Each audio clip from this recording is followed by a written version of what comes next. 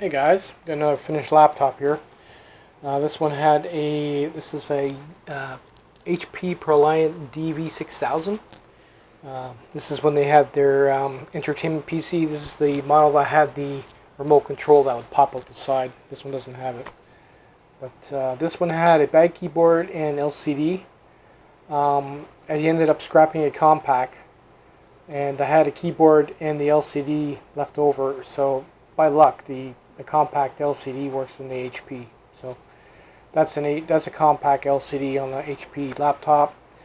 I couldn't use the dongle in the back, so what I did is when I removed the dongle from the other LCD, I just plugged it into this one. That way I don't have to mess with the board. The keyboard was missing E, D, and F. So when I went to use the compact keyboard fit perfectly, and the ribbon cable fit, but the problem is the drop-offs where the screws go were in a different position. So what I did is I took pliers and I removed them, and then I just two-way taped the keyboard in. Hey, it works, right? And for the age of the laptop, if the keyboard goes bad, I mean, you toss the whole thing out anyway. So other than that, everything is working. Just have to get a power supply up and running for it.